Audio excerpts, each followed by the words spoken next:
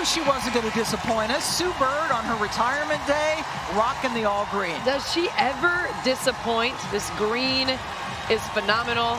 You know what we call this phase of Sue Bird's life, Pam? We call it her wet and wavy because of the curly hair. She's on her wet and wavy vibe. On December 7th, 2025, the greatest point guard in basketball history returned to Gampel Pavilion in Storrs, Connecticut, and watched her number 10 jersey rise to the rafters. Only 2 other players in UConn women's basketball history have received this honor: Rebecca Lobo and Swin, which meant Bird was joining an exclusive club in the building where she became a star. What made this ceremony worth talking about wasn't just the banner going up. The words spoken about Bird by the people who know her best carried more weight than any statistic ever could. Swin arrived at UConn as Bird's roommate back in 1998, when both of them were 17 years old. Breanna Stewart spent 7 seasons in Seattle learning from Bird, winning 2 championships alongside her, and crediting her with shaping her entire career. Today we're going to walk through this emotional ceremony, share what these basketball legends said about their friend and teammate, and trace the bonds connecting 3 generations of UConn greatness. 30 minutes before UConn's game against DePaul, the ceremony began. Bird walked onto the court with family members at her side, including her 12-year-old niece, and the crowd at Gampel Pavilion rose to their feet. Yesterday, I actually asked my 12-year-old niece, I said, hey, like, what are you more excited for tomorrow? Seeing my jersey getting retired or seeing AZ Fudd? And she said, do you really want me to answer that? And I said, good point. The current #1 ranked Huskies lined up on either side of her, dressed in C-ball throwback uniforms, the same style Bird wore from 1998 to 2002. That visual connection between past and present meant something, linking the player who helped build this dynasty to the young women carrying it forward today. Head coach Geno Auriemma introduced his former floor general, and that's when he made a declaration he admitted he'd never actually said to her face. His exact words were, "Maybe not maybe, the greatest point guard in the history of basketball, men's and women's." Bird immediately joked that he'd never told her that directly, because even in her moment of glory, she keeps things light. Video tributes from UConn greats across 3 decades played on the Gampel Pavilion Jumbotron throughout the ceremony and the 102-35 blowout victory over DePaul that followed. Diana Taurasi's message stood out, with her saying, "That number 10 is one of the big reasons why I went to Connecticut. I'm proud to call you a teammate, sister, and a fan for life. We all love you. Congratulations." Rebecca Lobo, whose number 50 already hangs in those rafters, put it simply when she said, "Everyone wanted to wear 10 because you wore it." The momentum behind women's sports is at an all-time high. Let's take advantage of it. Now you're running a business. Balancing both between on the court and off the court, I want to also be able to impose my will in the business meetings and have people understand and see the same vision that I have on how we can continue to make women's sports, women's basketball excel. When thinking about my legacy, I hope Unrivaled is going to go from my side hustle to my main hustle. And then I'm going to have more main hustles and more side hustles and just continue to keep pushing things forward. 27 years of friendship shaped everything Swin had to say about Sue Bird. They arrived at UConn together in 1998, assigned as freshman roommates at 17 years old, and they played together on what many consider the greatest starting 5 in women's college basketball history. That lineup of Bird, Taurasi, Tamika Williams, and Asha Jones compiled a record of 114 wins against only 4 losses, capturing 2 NCAA championships in 2000 and 2002. Cash provided a video tribute that played during the ceremony. And while the exact words from that specific video weren't published in news coverage, her statements about Bird throughout 2025's celebrations reveal everything about their bond. At Bird's statue unveiling in Seattle back in August 2025, Cash delivered what many considered the defining assessment of her friend's greatness.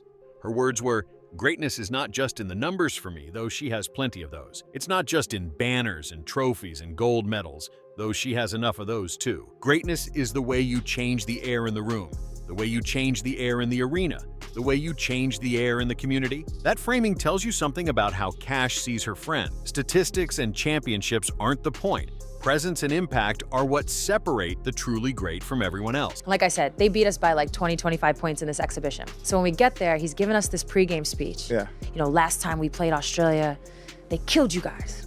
They got every loose ball, like all this stuff. And then he's like, he sums it up and he goes, but they didn't know you were all hungover, so let's go kill them. You know, it was like, we were like, yeah. They didn't know. Yeah, so we were like, where is he going with this? And all of a sudden he drops that bomb. We were like, all right, let's go. Cash expanded on this theme by saying, we can have that basketball conversation. Greatness changes the game. Greatness evolves. Greatness stays and has longevity. And that's what Sue has. At Bird's Seattle Storm jersey retirement ceremony in June 2023, Cash detailed their friendship that began as teenage roommates, praising Bird's work ethic, caring nature, and loyalty. She told the Seattle crowd, when she had opportunities to leave Seattle, she stayed for y'all. She loves this city. This city is her second home. Having that steady but ready person always for your franchise, you don't get that all the time. That is what Sue is.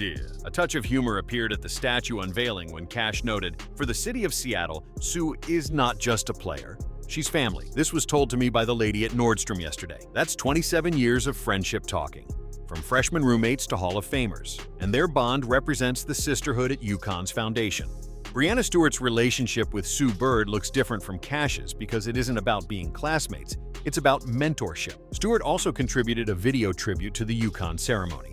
And like Cash's tribute, the verbatim quotes from her video message at this specific event weren't transcribed in published coverage. Now I wanted to ask you something about your coach, like this, Okay. Geno. Like, what do you want to know?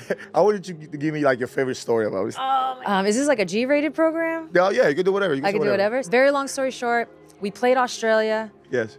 in like an exhibition game, and they killed us. But it was during All-Star Weekend.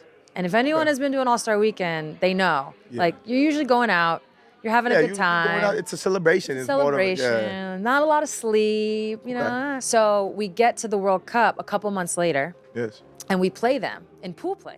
Her words about Bird throughout their years together reveal a deep mentor-mentee bond that shaped Stewart's career. A decade separated their time at UConn, with Bird playing from 1998 to 2002 and Stewart from 2012 to 2016. But both earned National Player of the Year honors, both went #1 overall in the draft, and both developed under Geno Auriemma. Seattle drafted Stewart in 2016, and she recalled thinking, when I got drafted to Seattle in 2016, that's what I thought about. I'm going to play with the best point guard in the world. I'm not sure I'd be in this position here without her. Bird described what they built as having a big sister vibe, and together they went 6-0 in WNBA Finals games, winning championships in 2018 and 2020, with Stewart earning Finals MVP both times while Bird orchestrated the offense. When Stewart left Seattle for the New York Liberty in January 2023, she penned a thank you letter that addressed Bird directly. Her words were, "Sue, I really should have wrote this after your retirement, but I'll just put it here now. It's hard for me to imagine anything Seattle-related without you. You've helped me literally since day one, and I know that's not going to stop anytime soon." That letter confirmed what many suspected, that Stewart stayed in Seattle for Bird's final season specifically to play alongside her one more time before signing elsewhere. That's loyalty and respect in action. Bird spoke about Stewart as well during her Women's Basketball Hall of Fame induction in June 2025, saying, "To Breanna Stewart and Jewell Loyd, watching you two develop into superstars while trusting me to guide that journey was one of the greatest privileges of my career. Your willingness to learn from an old point guard gave my later years new purpose." When Bird became Team USA's first managing director in May 2025, taking responsibility for selecting coaches and players for the 2028 Los Angeles Olympics, Stewart quipped, "I told her, hopefully you don't cut me." Cash rightly argues that greatness isn't just about statistics, but Bird's numbers deserve attention because they're staggering. Her UConn career produced 1,378 points, 585 assists, and 243 steals across 118 games. Two records she set remain unbroken today: career three-point field goal percentage at 45.9% and career free throw percentage at 89.2%. Her single-season assists record of 231 in 2001-2 stood for 21 years before anyone touched it. The only 50-40-90 season in UConn history belongs to Bird's senior year, meaning she shot over 50% from the field, over 40% from three, and over 90% from the free throw line in a single season. And here's what makes it more impressive. She missed most of her freshman season after tearing her ACL just 8 games in. She came back from that injury to become the 2002 Naismith Player of the Year, Wade Trophy winner, and UConn's first ever #1 overall WNBA draft pick. 4 WNBA championships followed, making her the first player to win titles in 3 different decades. 5 Olympic gold medals put her in a tie with Diana Taurasi for the most ever. 4 FIBA World Cup gold medals made her the first basketball player ever to achieve that number. The WNBA all-time records she holds include assists at 3,234, games played at 580, minutes played at 18,080, and all-star selections at 13. One stat still stands out above the rest. Across her 19-year WNBA career, Sue Bird never came off the bench. Every single game she played, she started. August 2025 brought another honor when she became the first WNBA player to have a statue unveiled outside Seattle's Climate Pledge Arena. She now holds part ownership of the Seattle Storm. Bird's own words at the ceremony showed why she inspires such devotion from teammates. She told the crowd, "This is home, this is where it started." So, to see what we are about to see, my number up in the rafters next to these other legends, it's an incredible, incredible honor. Hard to put into words. Her reflection on UConn's championship culture referenced Stewart directly when she said, "Knowing that I was part of a generation that paved the way for younger players is really special. I can only imagine players today, the questions they have to field with dynasty talk and legacy talk. Nobody was asking about my UConn legacy?" Then you fast forward to Breanna Stewart's freshman year. She's like, "Oh, we're going to win 4 in a row." And that became like the new bar. Current UConn star Azzi Fudd captured Bird's impact on the next generation with her tribute.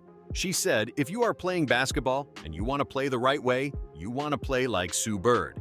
You want to be a leader like her. You want to be a floor general like her. You want to have that kind of IQ. Give her all her flowers because she really helped pave the way to make things possible." And then came the humor, when Bird shared that her 12-year-old niece admitted she was more excited to see Azzi Fudd than to watch her aunt's jersey retirement. Bird laughed and said, "I low-key hate it, but I love that that's her answer because I couldn't just turn on the TV and watch my favorite team." So that is actually so meaningful to me. That anecdote captures the growth of women's basketball in one moment. When Bird was young, watching her favorite team on television wasn't an option.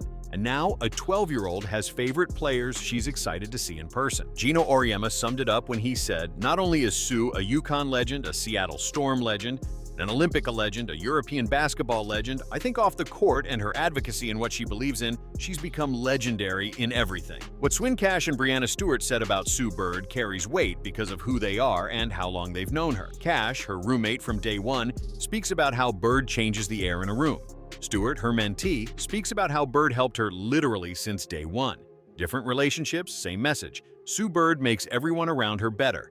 From freshman roommates to Hall of Famers, Bird and Cash's 27-year friendship exemplifies the sisterhood at UConn's foundation. From rookie year to back-to-back championships, Bird and Stewart's relationship shows how greatness passes from one generation to the next. Sue Bird's number 10 now hangs in the Gampel Pavilion rafters alongside Rebecca Lobo's 50 and Swin Cash's 32, and Maya Moore's 23 will join them soon. The real legacy isn't the banner, though. It's the bonds that last decades, the mentorship that shapes careers, and the way one player from Long Island who tore her ACL 8 games into college rebuilt herself into the greatest point guard ever and never forgot where home was. At her statue unveiling, Bird put it this way: "Greatness isn't about being perfect. It's about being persistent. Your dreams are valid even when other people don't understand them." Thanks for watching. If you enjoyed this video, please like and subscribe, and let us know in the comments what your favorite Sue Bird memory is.